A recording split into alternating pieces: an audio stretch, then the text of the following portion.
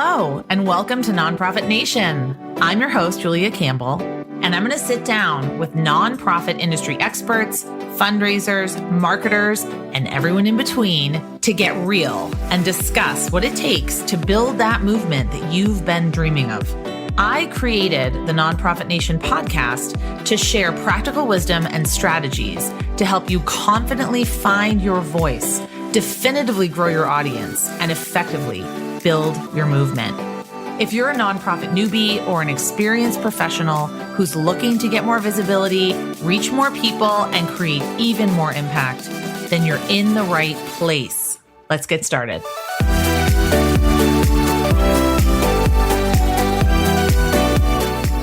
Hi, everyone. Thanks so much for tuning in again to another episode of Nonprofit Nation. I'm your host, Julia Campbell, and today I have a special guest, my friend and colleague, Tammy Charles. She is a self-proclaimed social change geek, which I love that description. With her academic and consulting background, she bridges theory and practice to help nonprofits, social enterprises, and corporations create and implement tools to address the world's most pressing problems, such as poverty, economic inequity, and social injustice.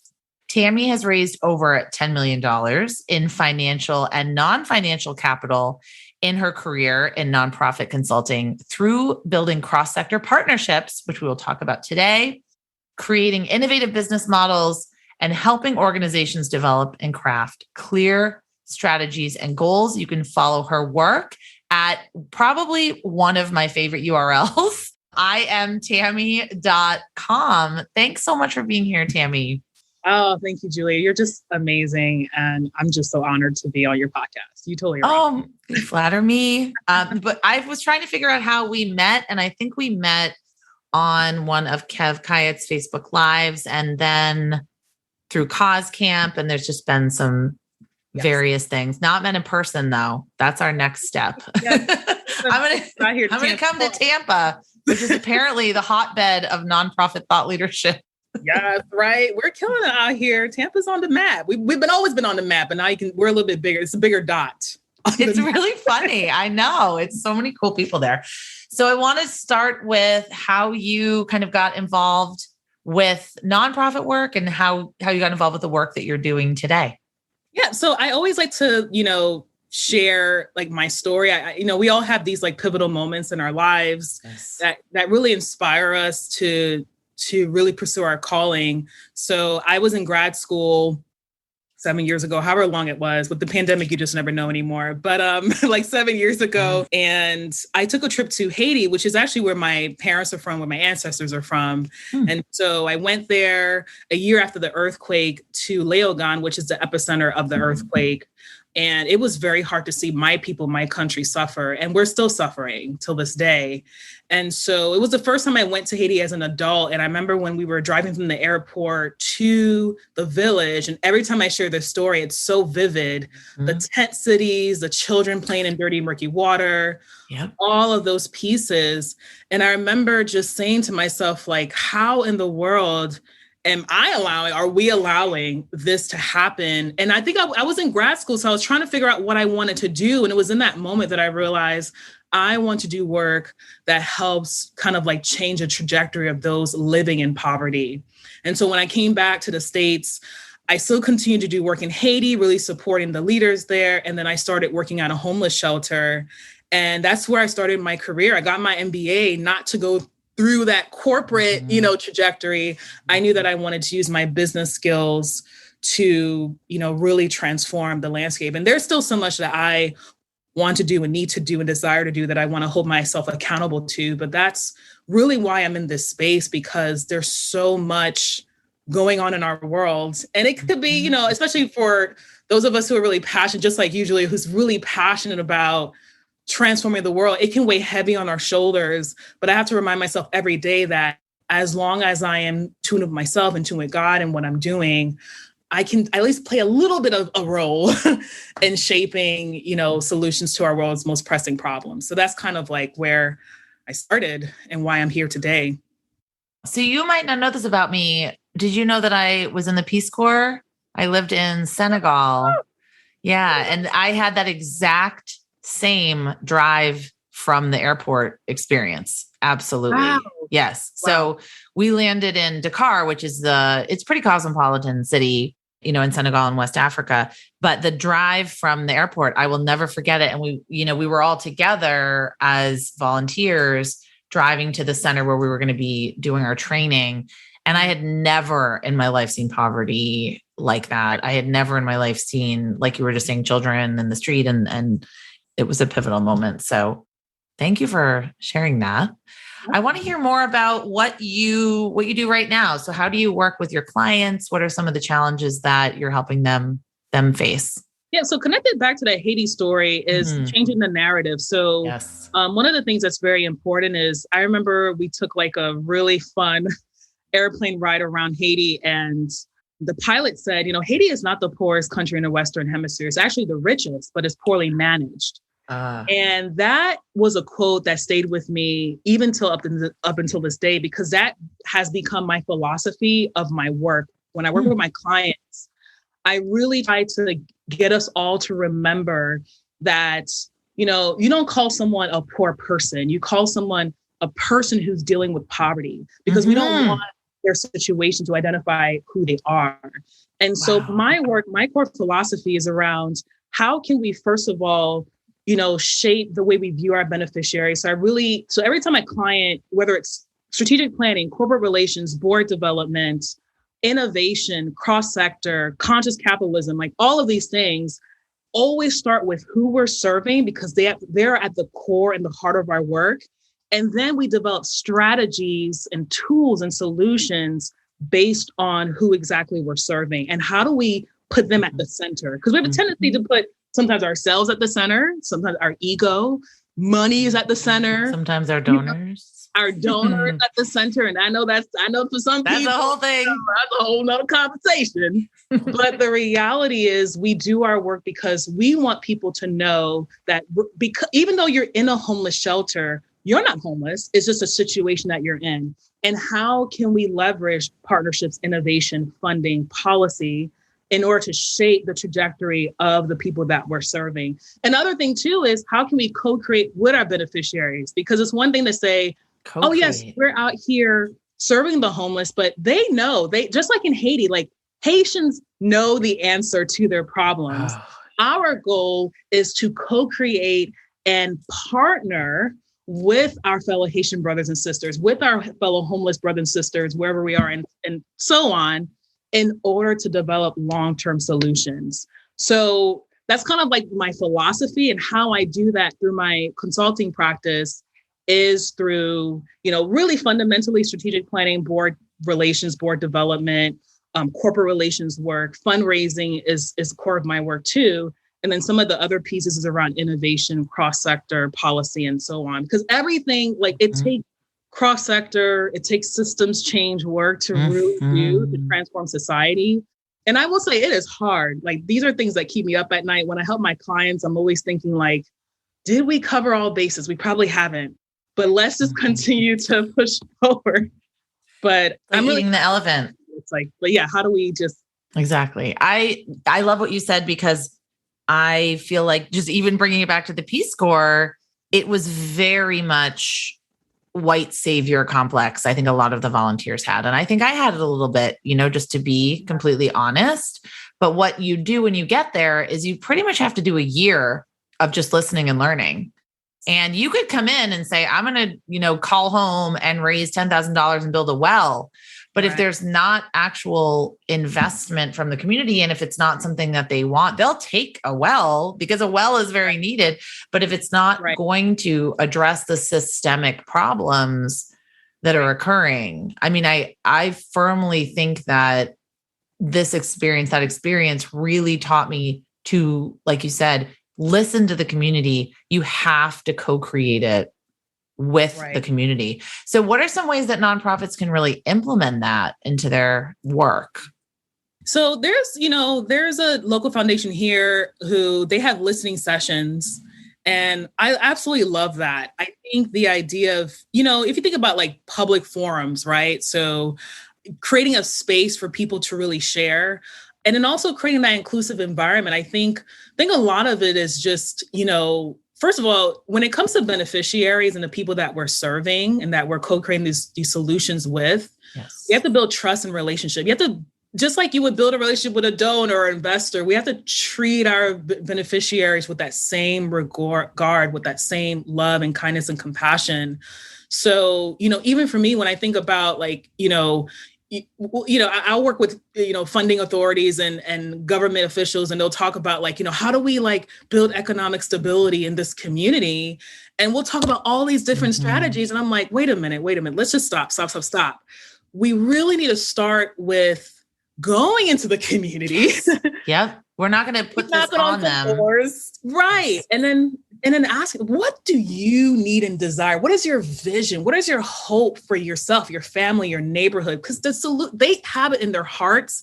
They have it in their minds. They're just looking for people to listen, not to come in and just say, oh, yeah, I got this degree and this master's and this. Yep. We know better than you do. Right. So I think it takes a heart of humility. And I'll tell you, I've been guilty of that. Even in Haiti, I'm guilty of that as a Haitian American. I know I have my privileges too. Even as a Black woman, I recognize I have privileges, and I still need to remind myself, this is not about me. This is about, what I think we have to ask ourselves is, what is our posture when we're addressing social problems? Are we, again, going back to what we just talked about, do we see ourselves at the center? Do we see beneficiaries at the center?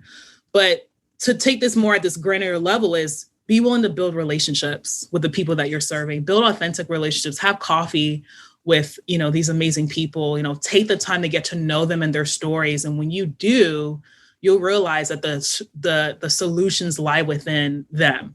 Exactly. So that's what I would say is the first step, is building relationships. I love that. Well, to actually piggyback on that, because when I heard your presentation at Cause Camp, you're an expert in creating powerful corporate partnerships as well. So not just creating funding relationships with clients. So I'd love to talk a lot about that. I'm just not an expert in that. And I think that most of my listeners, most of my clients, most of my students, they feel really challenged when approaching corporations or businesses.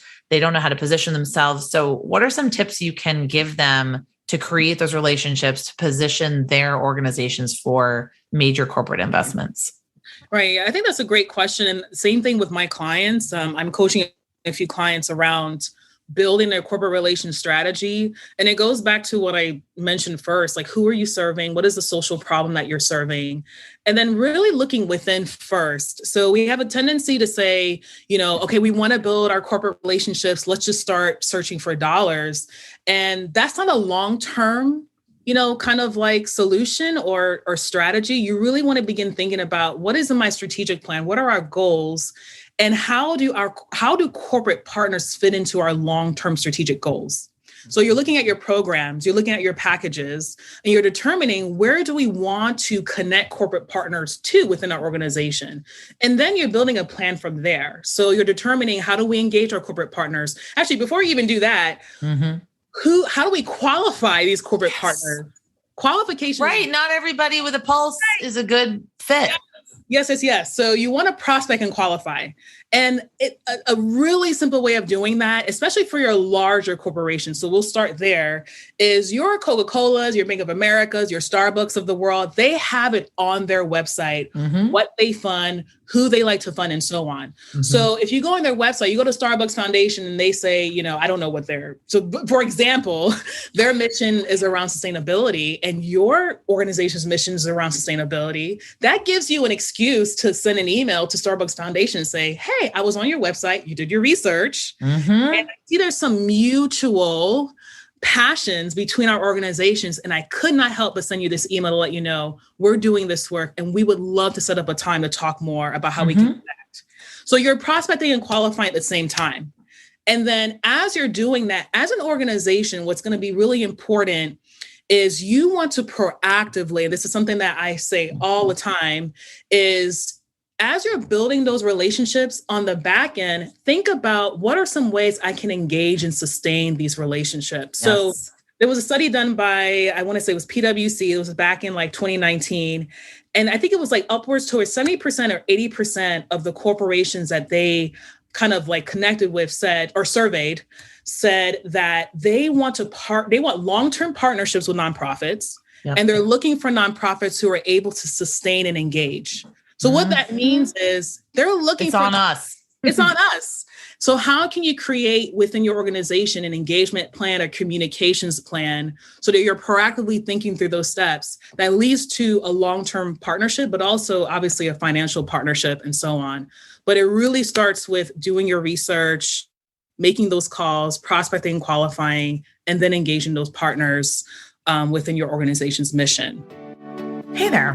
I'm interrupting this episode to share an absolutely free training that I created that's getting nonprofits of all sizes big results. Sure, you've been spending hours on social media, but what can you actually show for it?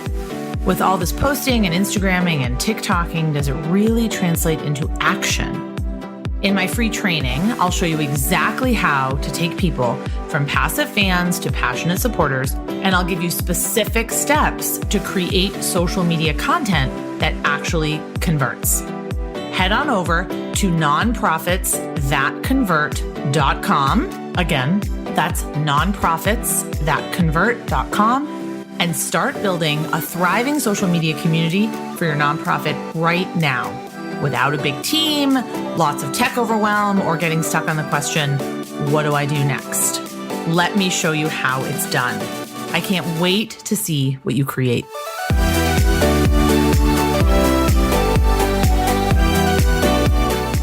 Now, when we're talking about creating these partnerships, do you feel like their incentives are important? Because that's where I think a lot of nonprofits start.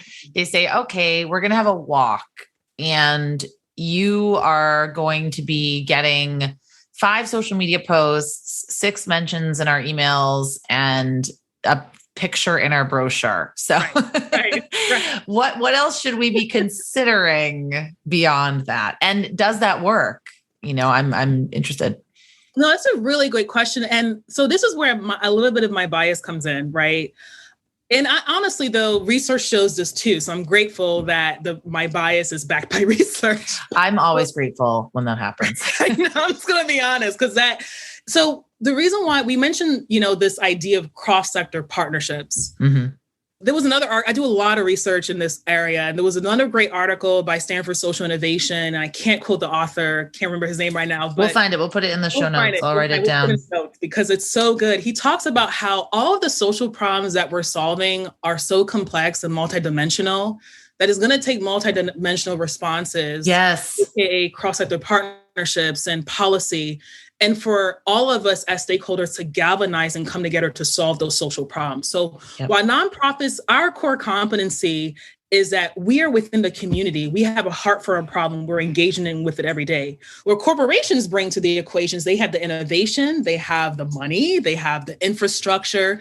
When you put these two partners together, it is a force to be reckoned with. So the reason why I mention that is because, yes, a corporate sponsorship is a good place to start, but you want to make sure that you're strategically thinking about how can I, just like we're co-creating solutions with our beneficiaries, how can I partner with my corporate partner to co-create solutions too? Like you think about an example of this is like McKinsey & Company. They put a lot of reports around how do we address this issue of Black wealth in America and how it's like negative and by 2025 or whatever, right? And so they're publishing these reports, but they also recognize we need to partner with organizations that's doing this work. Like we can't do this by ourselves. We are looking for the people who are the hands and feet every day doing this work. How do we work together to solve this specific economic injustice? So I would say for those organizations, sponsorships is kind of like the first port of entry for a lot of our relationships. But this is why I said proactively think about how you want to grow your partnership so that you're having these conversations so that by the time you're done with that event, what are some other ways can we deepen those partnerships so it creates social value? I love that. And you work with entrepreneurs, you work with a lot of different corporations, businesses, nonprofits in your work at Tampa Bay Spark. Yes. Can you tell me about what you do there? Because I know you've been wearing so many hats. Right. Yeah, there's a lot of stuff. I'm passionate about a lot of things. Entrepreneurship, again, understanding, knowing thyself, right? I do believe that entrepreneurship and even just leveraging innovation, even if you're not wanting to be an entrepreneur, but you want to work for a corporation or leverage innovation, I just truly believe that entrepreneurship, innovation, job creation is really what's going to level the playing field for all, like creating an inclusive economy. So Spark was really birthed out of that. Spark was actually birthed out of Haiti again. So I went to a Haiti Tech Summit. Shout out to Christine Souffrant. I always want to give her a shout out because her tech summit transformed my whole life. Wow. Is it always in Haiti? It's always in Haiti. It's actually sounds amazing. It's in a beautiful Côte Bouquet, I think it's called, in Haiti, but it's a beautiful resort, the Cameron Resort. And so she talked about like, how can we leverage innovation technology to really empower Haitian people? And I was like, this is bomb.com. Bring it back to America. We got to do it. Took it back to Tampa, started Spark. And our mission and philosophy was around how can we leverage tech and innovation to level the economic playing field for all? So we hosted events. We had an event that talked about DEI as a competitive advantage. Yes. How can we look at diversity, not just as something we check, but actually when you have different minds in a room, it transforms a world, transforms your community. And so we've hosted events. We've kind of really focused on economic justice. But yeah, that's kind of like some of the work that we do in the Tampa Bay community. Going to start a podcast? That's off the record. I'm just kidding. But that off the record. No. Yeah, that is something that I think it's a great idea. Yeah, because we do a lot of content. Like we did an event around Black men and mental health, which was a huge hit. We did one around the state of mental health in the Black community. We were planning an economic justice series. So we're very content heavy because our goal is to really spark conversations that will spark change. It's like our goal. So that's incredible. What's the future hold? Yeah, that's a really great question. I think at the end of the day, and one thing I'm sure everyone who's listening to this podcast, and one thing we all learn is like, you can pivot how you do your work, but the end result should always be your focus. Like for us, even though we put on events, webinars, we recognize like at the end of the day, whatever we do, as long as it sparks like conversations around race and equity, inclusion, and loving our neighbors and so on, it doesn't really matter how we do it. It's making sure that the end remains the same. It's kind of like not focus on the means to the end, but focus on the end result. So if a podcast is it, then that would be great. I love that. I think that that's a message that anyone listening can take away. So always have that end vision in mind, but know that the GPS could take you off, as we all know, as has happened in the last year and a half. Oh my God. Yeah. Right. We've all kind of gone off track. Right. We've all kind of, and I think for me, and it's so interesting that you mentioned that because I've done a couple of events speaking where, a lot of organizations are like, oh my gosh, we're so used to doing these galas and fundraisers. What are our corporate partners? What are we going to do with those sponsorships? We lost so much money. And, one of the things I had to make sure I did was speak to these amazing, leaders in nonprofit and say, no, like pivot that relationship. At the end of the day, if your goal is to, address, I don't know, empowering people with disabilities, for example, at the end of the day, that event was meant to do that. So you can't do it through an event. So what are some other ways can you take those same dollars and repurpose it for that same mission and work? And obviously talk to your corporate partner, ask them if they're willing to do that, but be open to constantly pivoting. We're in a dynamic environment. We're dealing with trends that we have no control over. So, and a really good example is I had a client who they used to put on a conference every year. They had all these sponsorships. Obviously, because of COVID, they can't do it, right? So I actually helped her put together a proposal because she wanted to build a brand new communications plan. So she actually got her corporate partners who would fund a conference to fund this renewal of her corporate partner, her communications plan. And I love that so much because it's like, okay, we don't have an event, but what are some other needs we have in our organization? Where are we strategically, this is why I mentioned earlier about our strategic plan. Where are we trying to go, and how can we repurpose and pivot in order to get to that end? If it's addressing people with disabilities, is it providing them, with support and empowering them? Is it, helping women who are dealing with domestic violence? Your mission remains the same. Your mission is your target, but the way you get there may change, and that's fine. Your North Star. Your mission is your North Star. So I'm a huge fan of Simon Sinek. I don't know if you've read his book or seen his TED Talk, Start With Why. So every time I start a client engagement, I start with why, because just like you said, if the corporate partner or the potential prospect is not on board with the why, they are not going to care about the what. They're not going to care if you're doing a virtual event or a race or an email blast or whatever it is you're doing, if they are not on board with why you're doing it. So I think that's an incredibly important takeaway and message for people, is that we get so hung up on the what and the how, like, what are we doing? How are we going to do it? But we don't focus enough on conveying the why, which is really what's going to keep people investing in us and keep our corporate or other partners engaged. So, I think that's really important. So thank you for sharing that. Yeah, definitely. So another big question. You talk to leaders a lot. You are a leader. What do we see? What are some implications for the sector, for leaders, as we enter this weird next normal, where we might not be able to have galas, we might be able to have galas, and everything is so uncertain? How do we deal with this uncertainty? Ooh, that's a tough one, Julie. That's a tough one. It's a tough one. I ask every guest this question because I need to know the answer for myself. Right. That's a question, as a consultant, as someone who works within organizational context, I'm asking that question as well.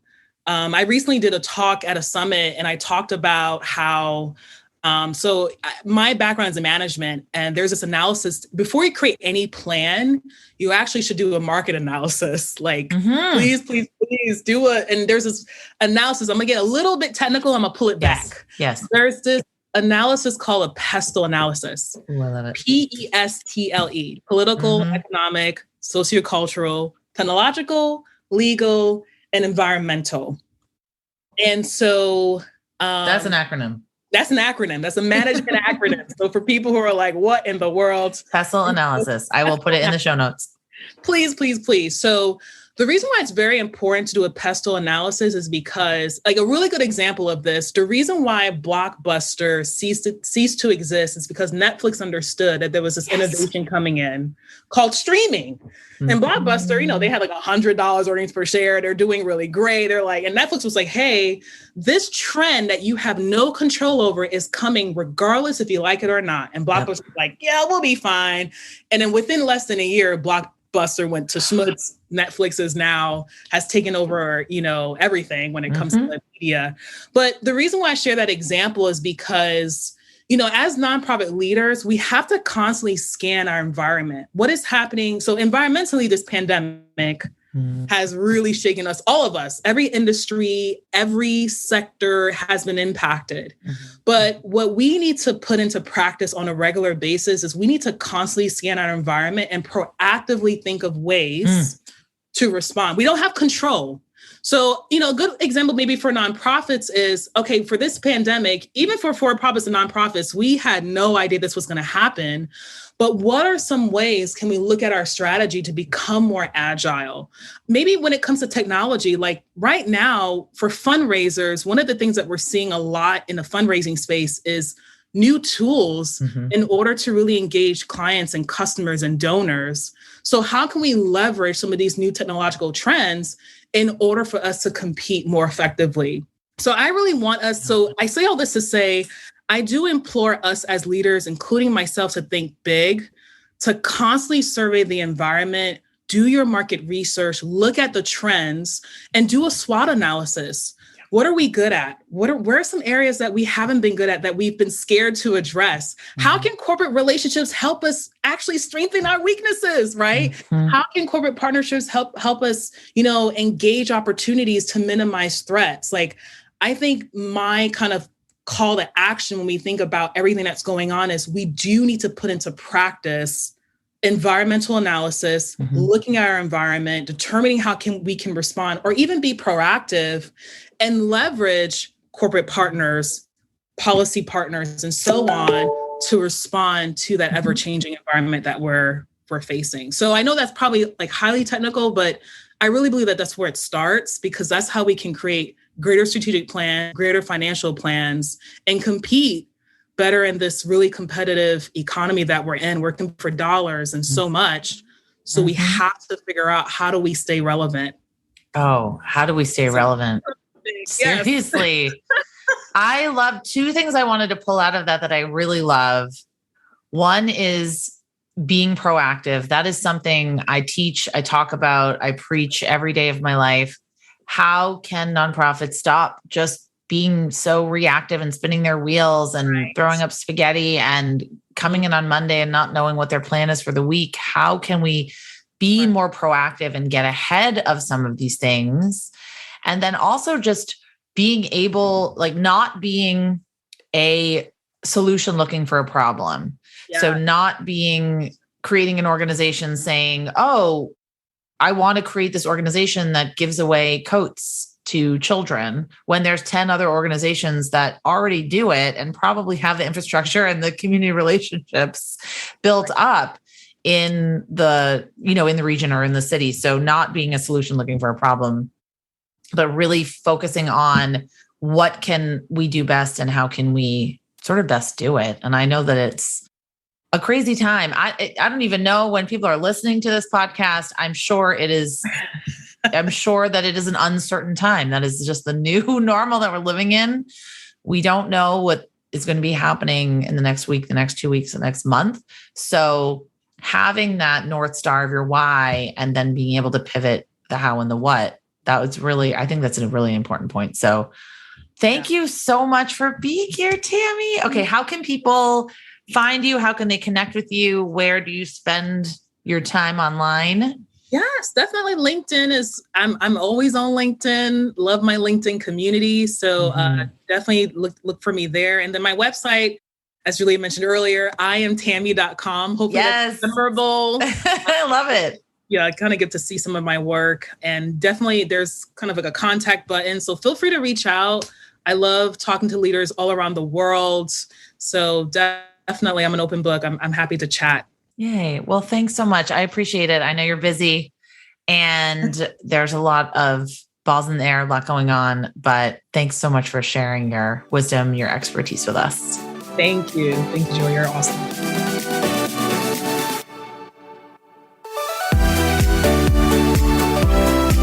Well, hey there. I wanted to say thank you for tuning into my show and for listening all the way to the end. If you really enjoyed today's conversation, make sure to subscribe to the show in your favorite podcast app, and you'll get new episodes downloaded as soon as they come out. I would love if you left me a rating or a review, because this tells other people that my podcast is worth listening to. And then me and my guests can reach even more earbuds and create even more impact. So that's pretty much it. I'll be back soon with a brand new episode. But until then, you can find me on Instagram at JuliaCampbell77. Keep changing the world, you nonprofit unicorn.